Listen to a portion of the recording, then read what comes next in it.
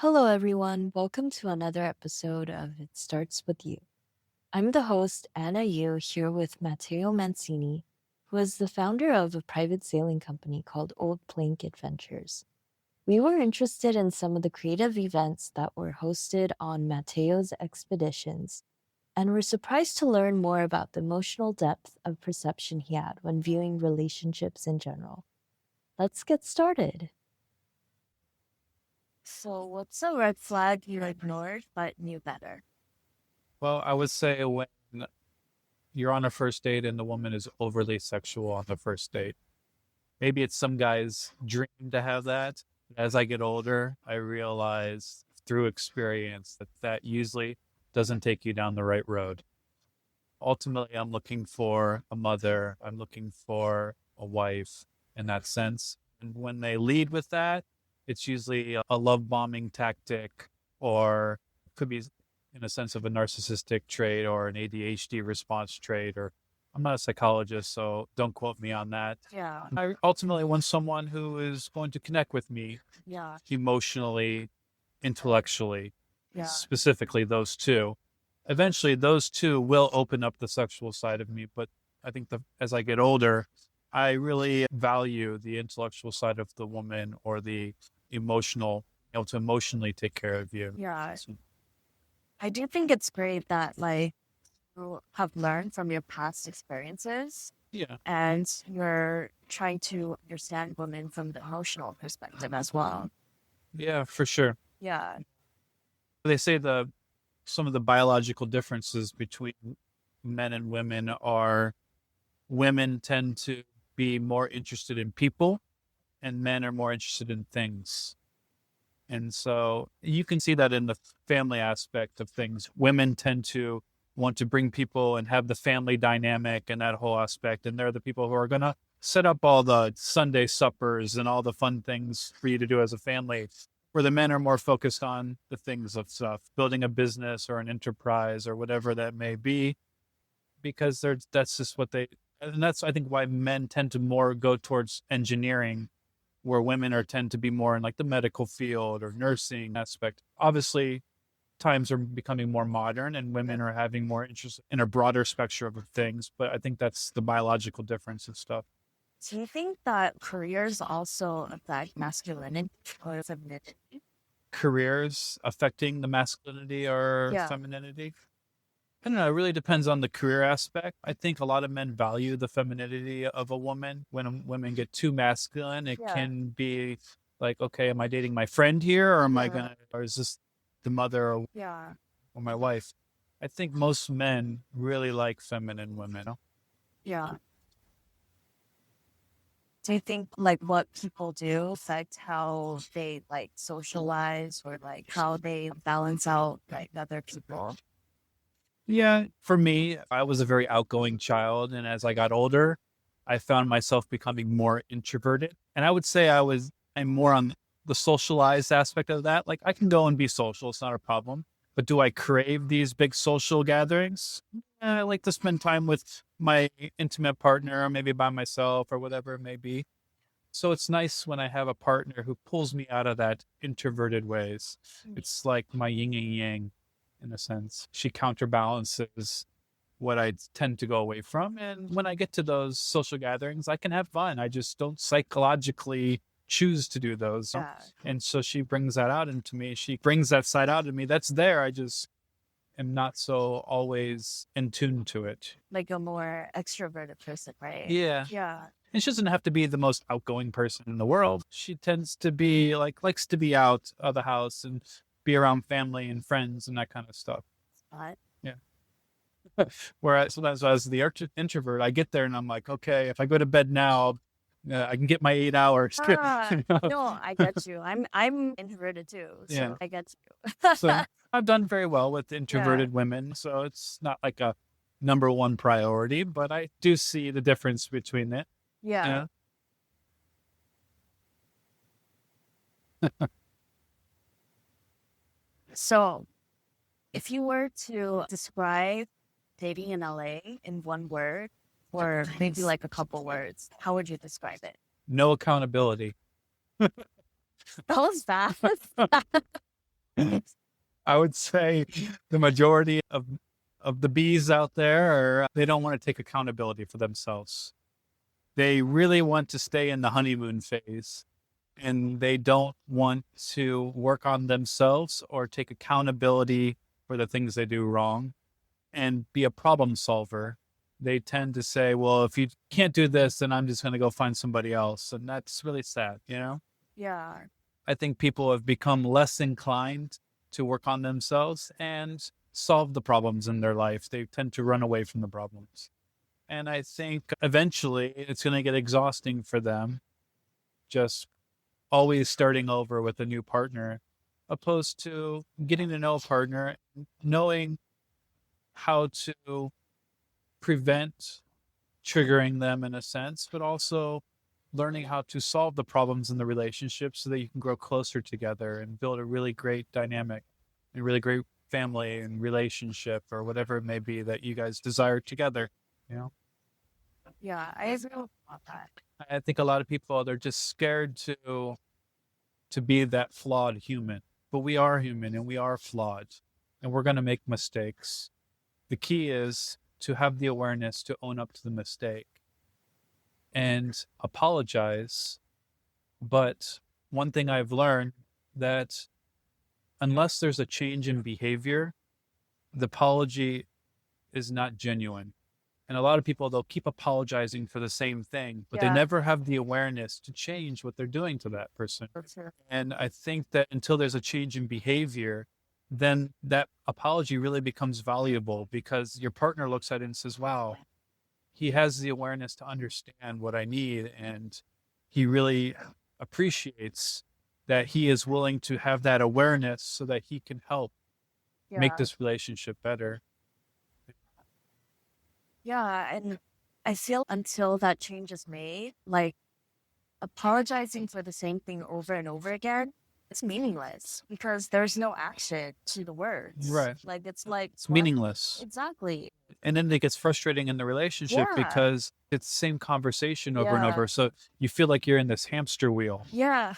You're in a hamster wheel Yeah. and you're not, and you see this treadmill and you want to go forward and grow together Yeah. and accomplish things, but it's this constant, here we go, and here we go. Yeah. You know? And I think it takes awareness. A lot of people I think they just lack awareness. Yeah. You know?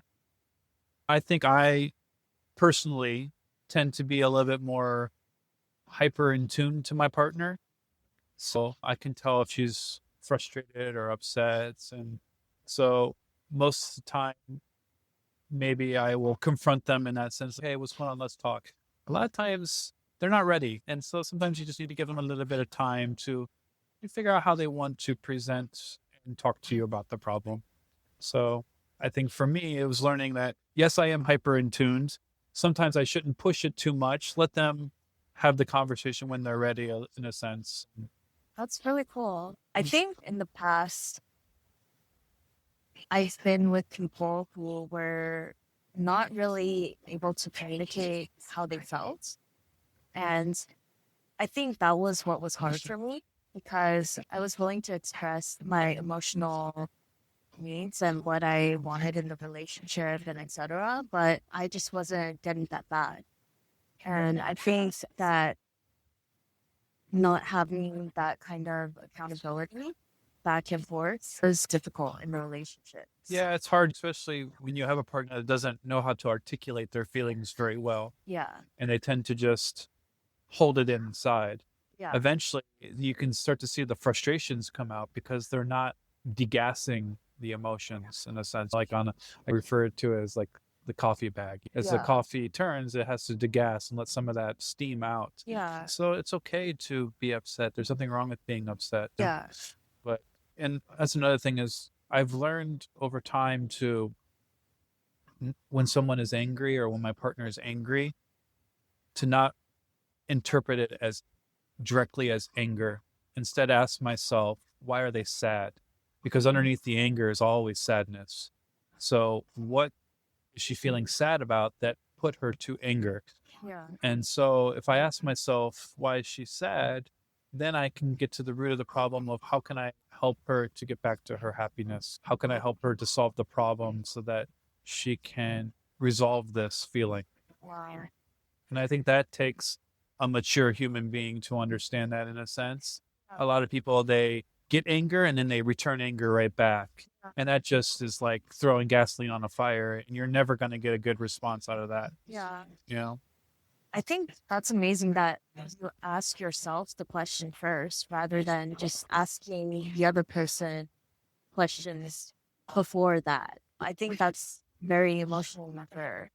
And the other thing that I've learned, and I'm not sure who I learned this from or how I learned it, just remember that I did learn it and I have the awareness of learning it. But when friends or a significant partner comes and they want to get something off their chest, and I'll say, well, hold on, before you tell me all this stuff, do you want me to just to listen, or do you want me to help you solve the problem? And most of the time they're just like, I just want you to listen. I'm like, okay, so I'll just listen. And then after they get it all out, they're like, okay, now help me solve the problem. And so then from there, you can put in your 2 cents or whatever it may be to give them a different way of thinking or whatever it may be. But I try not to push my philosophy on other people, because ultimately I know my philosophy is meant for myself. Yeah. It's not meant for every other person. Yeah. Some people, it may not work for them. The ultimate goal is to keep yourself in your happiness and your heaven on earth. And a lot of people, they tend to go to their hell on earth. And I think the key, there's a lot of truth to, you know, those Toltec monk secrets, like in the 4 agreements. They're simple things like don't assume, don't take things personally, always do your best. Those are simple things, but if you can catch yourself fucking up at them over time, you're going to get better at them. And then you're going to learn how to keep your happiness on earth for longer portions. I love that. And then eventually, if you can keep those for a long duration, you're going to start to see your energy change. You're going to start to see your mindset change a little bit of sense, because you're in control of yourself and you're not allowing people to take control of your own happiness, not affect you so much. You have to learn to allow things to pass by and not take it so personally. Yeah. Because most of the time it's not about yourself. It's about what they're dealing with. Yeah. We tend to absorb things and take it that it's about ourselves, and it's never about ourselves. I agree with you. And I agree with absorbing things and like allowing it to affect me. Sometimes like I know it's not about me, but at the same time, like when I'm on like social media or something, I'm just like, sometimes I absorb it like as a person, and I'm just, will this affect me in my daily life? Those reels where it talks about relationships or philosophy or things like that. And sometimes I question myself, is this reel or like short video going to affect in some way? And it probably will, like in some way of thinking. Yeah, for sure.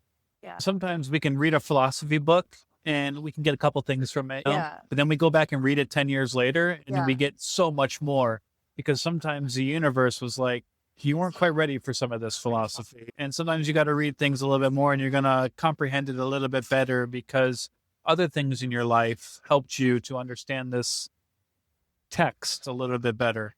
So it's a process. Life is a process. But I think the ultimate goal is to find a longer lasting of happiness. Yeah. And to be more in control of ourselves. So what are some tips that you can give us in regards to that? To do that? Well, take time to sit with yourself every day, whether it may be 10 or 15 minutes in nature, and just ask yourself, what am I feeling? You could check in with your muscles and find out where you hold energy and get some of that energy out vocally. Vocally? You know? Like singing or like... In a sense, like for in acting, we would use ha's, ha, and in some type of meditation, you use the ohms. The voice will help bring the energy out. Oh, wow. You know, when we do that sound, that's suppression. So when it's 10% voice and then the rest is air, and that just goes right back down into it goes back down. Goes back down. So what we're doing is we're just stuffing it back down. So if you use the elongated voice, the ha, or all those elongated voices, that's where you're going to get the energy out. And you're going to start to feel the emotion come up, and then allow yourself You owe it to yourself to feel that emotion. And once you cry or get those emotions out, you're going to feel the chemicals in your brain just so much better. And you're just going to feel more at peace with yourself. That's I so think, interesting because, like, I sigh a lot. yeah, it's Yeah, depression. it's interesting. It's So, like when I feel like I was about to sigh right now. yeah. When I feel frustrated or something, I'm just like, yeah, Yeah, go, ha, that's interesting. use a voice, use the vocal canal. I think that will Ah, help. Sit with it, well, deal with it. And I think nature is really huge for people. I think living in the city, especially downtown, yeah. there's a lot of energy going around you. There's a lot of stuff.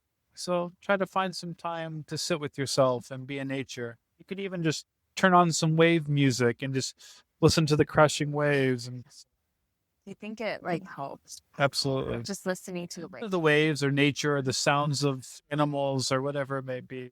Just close your eyes. The other thing is, I never was the person to ask the universe for money or power or whatever it is. Instead, what I try to do is I try to ask the universe for opportunities. Give me an opportunity to make more money, or give me an opportunity to make this business better, whatever it may be. And I feel like the universe responds better to the asking of an opportunity opposed to materialistic things. I always remind myself that the universe is always going to give me what I need. It may not always give me what I want psychologically or what I think I need. It's going to give me the real things that I really need. And so to relax into that state and enjoy what I have. There's a lot of people who have a lot of money and they have all these fancy materialistic things. If you watch their actual life on a day-to-day basis, Yeah, they're dealing with so many problems. yeah, They're dealing with toxic people around them all day yeah, long. They're always trying to maintain that image. And that to me is exhausting. I would yeah. rather find the happiness and just enjoy what I really have. I think the real peace is just like living in a cottage somewhere, Yeah. or like in A a van down by the river. yeah, like at a Well, farm or something, or a yeah, river. I don't who know, knows? But nature. if it's a journey and I'm excited for what is to come. I don't know all the things that will come into my life, the people, but I am excited for what is to come. And I try to say, it doesn't matter how many failures you've had in life, you're always one great idea from it changing your life forever. So don't dwell on the things that you've done wrong or the things that you failed at. Be excited to do that one thing right that will change your life forever. It will come when you're ready, when the universe feels that you're ready. So continue every day to wake up and make your bed and do all the things in your life to clean up your life so that the universe can allow more things to come into your life and not overwhelm you. Well, it's definitely. I've been starting to wake up at 5 a.m. That's good. And like the first thing I've been doing is like editing my podcast stuff. Yeah, So I feel like I've been making progress. that's good. So Yeah, just that energy that you're putting into yeah, that, you're going to look back from a year from now and you're going to see how much time you spent on that. And it's going to open up all these doors, a lot of different things. So just keep putting your positive energy into things. yeah, Great things will come back from it. A firm believer. A lot of people, they don't put their energy into the things that they want to become. Instead, they just have this negative energy. It's my life sucks or whatever it is. Well, you have to have the initiative to go and do those things to have a better life. Yeah. You got to put up the energy. yeah, You have to be willing to put up the energy. yeah. You got to make I time agree for with that. you. Yeah, So yeah, I can remember working in restaurants 15, 20 years ago, and all day long, just the staff around me would just complain about their tables and their customers and just how bad working in a restaurant sucks. And yeah, I was like, well, the universe has put you here because it's trying to teach you something and you're just refusing to learn it. So you're going to be here a little bit longer than the most people. Unless Yeah. you start to have some awareness to yeah, go to that table and try to relax that person and turn their into excitement or happiness. Yeah. Try to change people for good. And you're going to start seeing your tips go up. You're going to start seeing your responses from customers. You're going to make more money. But then ultimately, the universe is going to say, he mastered that. And so let's take that hospitality and let's put it into the business that you want to develop. Because eventually you're going to be employing maybe people like that. Yeah. And you have to learn how to inspire people and build them up and make the situation better. I think a lot of people are just unhappy in their life and they're stuck and they don't know how to go. Yeah. And they just, every day it's the same thing, but they never want to learn. That to me is the sadness. Yeah. I feel the problem is that a lot of times it's more of the lack of acknowledgement. We don't want to acknowledge that we are at a certain point in our lives. And I think I was like that. I acknowledged that at a certain point in my life, like I was a narcissist. And Well, if you think you're a narcissist, probably you are not. looking back at a certain point in my life, I feel like I was. That's usually a shaming factor that comes from one of the parents. Oh. So as you grow up, you were Yeah. shamed by one of your parents. Yeah. And it created a sense to where you lack empathy for other people. Yeah. I don't get that sense from you at all. So I don't think that you were ever narcissistic. Probably you were dealing with other things. I think also personality wise, I feel like I've changed a lot as a person.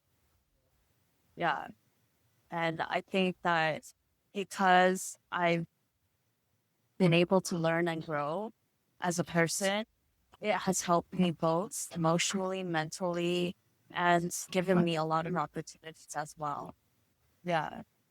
I always joke about this. I think everyone is down on the narcissist, but there are times when we need the narcissist. They are often the parameters of the world. They are the ones that like cross over the parameters, the boundaries, and they push things to new heights. The empathetic person tend to be more of the moderates. They don't go to the extremes of things. Yeah. So often it's the narcissistic people who push legislation and they push things beyond its normal intentions. Yeah.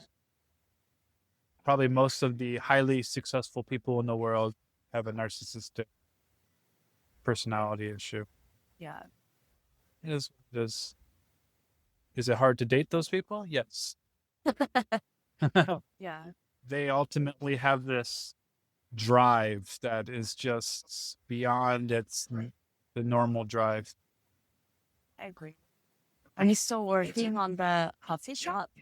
Yeah, that's my plan. Every year I take the savings from the old plank adventures, the sailing, and I invest it into other things and I try to build my own other projects. I think that's one of my own flaws is I tend to want to do everything myself opposed to learning how to find people to help in the collaborative aspect of things. And as I get older, I'm learning how to be more collaborative on things in a sense and allow people to help out or whatever it is. But Does the coffee shop have a name? yeah, so the brand is called Sanrio. Okay. Yeah. So right now we're growing 3 different varietals of an Arabica species, Geisha, Bourbon, and Castile varietals. But my plan is to maybe start with a pop-up and then work my way into a full-on retail store. Okay. You know? So is there somewhere we can find your pop-up or? Yeah, so a friend of mine, he owns a restaurant called Wallflower on Rose Avenue. My plan is to do a pop-up in the mornings at his restaurant there. Okay. And so right now we've been talking about how to do that later this year. And so that's my plan. So basically when we do, I'll send out an email for a little opening to come and enjoy some coffee and some gourmet breakfast items and socialize. And we'll do it in the mornings. Is there somewhere we can find you on social media? Yeah. So the coffee is at Santuario Coffee, Santuario Coffee. That's the Instagram. And then the Old Plank Adventures is at Old Plank Adventures. So OLDPLANK Adventures with an S. And you said you had Keisha on your sailboat, right? Yeah, her assistant booked it for her birthday. That's so cool. And she showed up. I think she had just broken up with her boyfriend, so I could feel her sadness. Oh my gosh. But she had a good time. She laughed. That's so cool. She's still making music? I think so. I don't know. I don't follow her too much. I get random people coming sailing with me.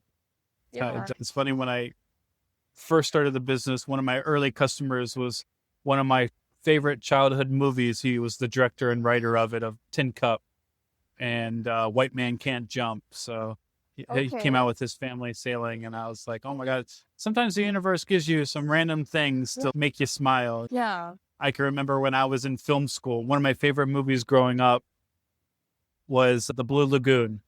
Have you ever watched The Blue Lagoon? Is it the movie with the shark? It's the one with no, it's the one with Brooke Shields when she was younger Oh, yeah. and Christopher Atkins. I think And so I'll never forget this, but I was in film school and I had a project and I got paired up with this girl. Her name okay. was Brittany Bowman. And I never thought of anything. And so I said, where do you want to work on the project at the school? And she says, well, I just live down the street with my parents. Why don't you come to the house and we can work in the family room and that kind of stuff. So I said, okay. So I went there and I knocked on the door and she opened up the door. And as I walked in, I started seeing all these picture frames of the Blue Lagoon. Uh-huh. And I was like, oh my God, this girl, her family loves the Blue Lagoon just as much Yeah. as I do. And so I look over and there is Christopher Atkins sitting on the couch. It was her father. What? Yeah. And so he looks over to me and I was like, hi, I'm Matthew. And he goes, hey, I'm Christopher. You know, nice to meet you. He's playing Mario Kart. And he said, you want to play Mario Kart? And I looked over at her and I said, can I play Mario Kart with Christopher Atkins? And so we played Mario Kart all afternoon and we ended up having to do the project another day. Oh my gosh. So that was one of my funny experiences. Sometimes the universe Wow. gives you things. And so he gave me, I still, to this day, I have a photo of him and Brooke Shields. Uh-huh. And he signed it, looking forward to working with you one day, Christopher Atkins. Oh my gosh, that's so amazing. So, Did you guys take a picture together? no, we didn't. I didn't. I think back then I just had the Razor phone. I didn't really have a photo taking. This is almost No 20 years. Polaroid? I, Oh my god. I was very unprepared. But I did get a nice photo and I have it signed by Anna. Yeah. So I You think, were playing Mario Kart with Christopher. yeah, and her brother, he ended up, I think, going to the University of South Carolina on a baseball scholarship. So he was Wow. there too. So I met her brother and really nice family. Very sweet. Yeah. So I think now every once in a while we still keep in contact, but I think she's married. She's got several kids and, Yeah. this is like almost 20 years ago. This Yeah. is a fun experience. You never know who's going to pop into your life. Yeah. That's so amazing. I can remember one time I went up to greet my guests and there was this man in a Tilly hat's like this, like old school sailing hat that sailors would wear. And I look over and I see this guy, he's putting on his Tilly hat and I look at him and I'm like, I'm pretty sure that's Captain Obvious from the Hotels.com commercial. Uh-huh. And so he had his 3 little girls with him. He gets on the boat and we're sailing and I'm looking at him. I'm like, yeah, that's definitely the Hotels.com commercial guy. So we started talking about the film industry and he's, yeah, until I got the Hotels.com commercial job. And I was like, I knew it was you. He was a really good dad. And it was just fun to be out there and just see him as like a human being and be a dad and so he's being present with his daughters and just really enjoying nature and watching them giggle and have fun. And I think that's a good metaphor for life, to be present. Yeah. I think a lot of people, they don't know how to be present. They're always somewhere else. They're addicted to the phone or they just don't know how to connect with their partner on a daily basis. Well, I think it's amazing that you're able to connect and be present. Like, it's hard out here. Yeah. Why do you think it's been so hard? Having human connection, like with people, just in general. Because I think the hard part is that, like you said, a lot of people just like to text. They don't really like to call on the phone. They don't really like to meet in person. I think because convenience is really like a priority because people want to save time. They want to do a lot of other things like that. And I think a lot of it is as we move into these uncharted waters of the future now with both partners working, it tends to get a little bit harder to have children because you're either finding a full-time nanny or one person has to sacrifice, or maybe both have to sacrifice a little bit so you can find a balance of work and take care of your kids. So I think there's a lot to figure out and you have to find a partner who you can navigate those waters with and find a way to help each other live both of your dreams in a sense, opposed to one one dream killing someone else's dream. And for any of my partners I've had in the past, I've always wanted to help them live their best life in a sense and connect with their dream and get to that dream in a sense. So. By the way, what's your horoscope? My horoscope, Virgo.